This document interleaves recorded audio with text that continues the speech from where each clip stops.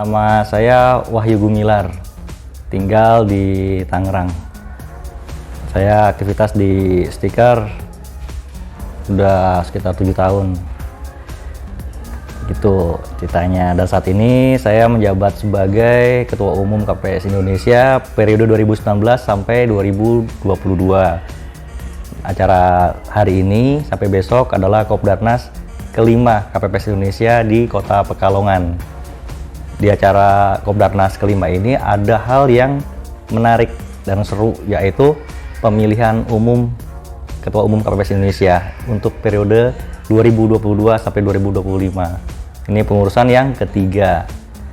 Di sini saya didaulat oleh teman-teman untuk maju kembali menjadi calon Ketua Umum yang periode ketiga. Nah, saya punya visi untuk membawa dunia stiker menjadi dunia yang profesional. Basically, saya 3 tahun pertama itu sebagai Sekretaris Jenderal di KPPS Indonesia. Di sana saya bikin sistem, karena dasarnya adalah KPPS Indonesia dari Facebook Group.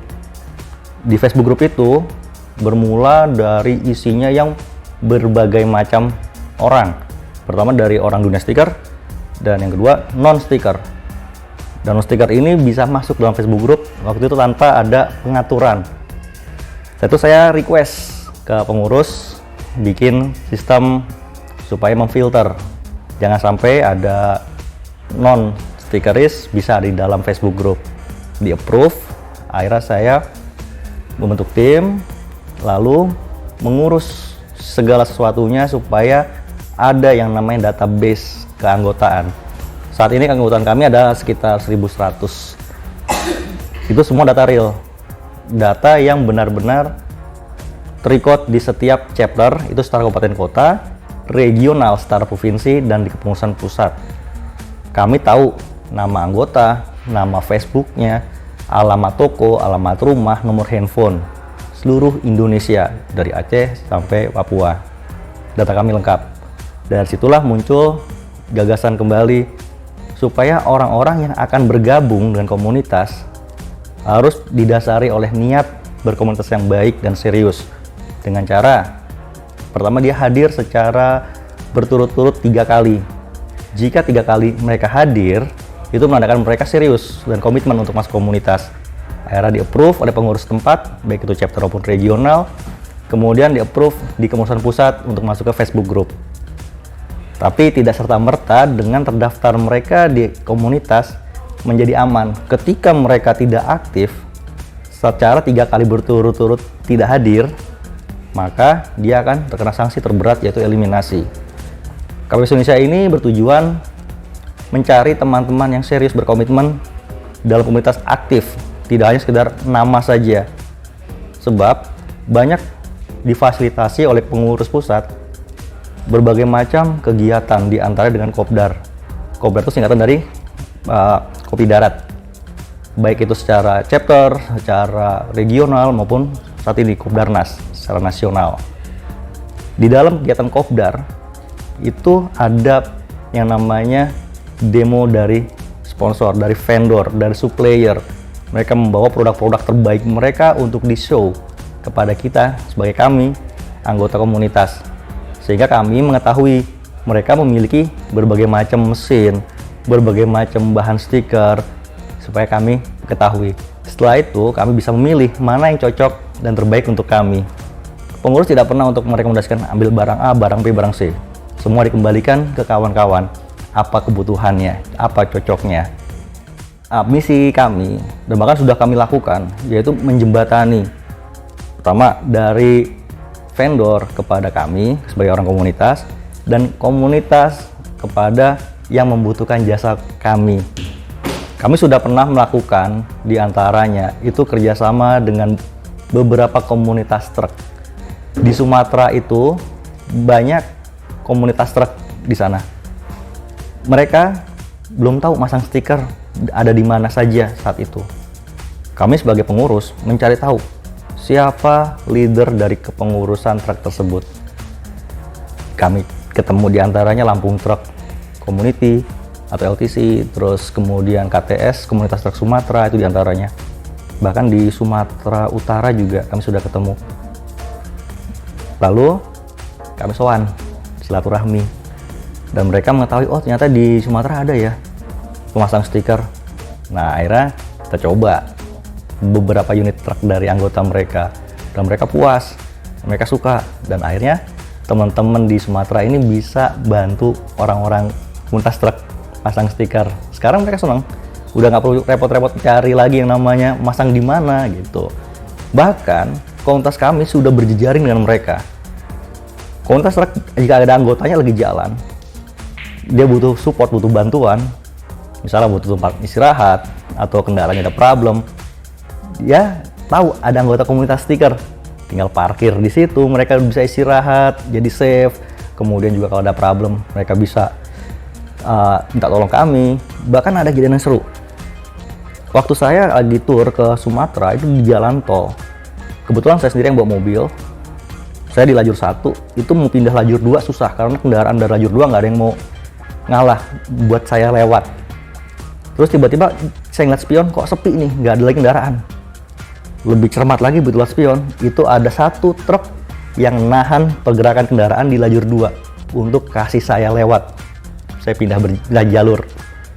Saya pindah ke lajur 2, saya susuk kendaraan di depan saya balik ke lajur 1, dan truk itu akhirnya ngelewatin saya, ngasih klakson panjang. Begitu saya lihat, ini anggota komunitas truk, ini support saya, itu diantaranya pengalaman sangat berkesan. Terus kemudian kami juga bikin acara di Sulawesi. Di sana mengadakan event Web on the Road. Jadi kami masang stiker itu di berbagai titik di kota Parepare. Jadi siapapun yang mau masang stiker, itu kami sudah bawa stikernya, tinggal tempel.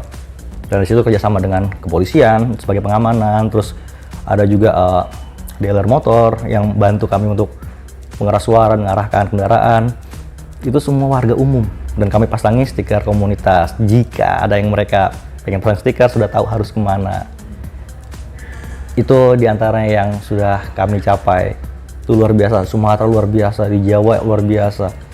Jadi setiap daerah tuh unik, nggak ada yang sama marketnya. Bagi saya, karakter pemimpin itu adalah harus melayani, bukan untuk dilayani.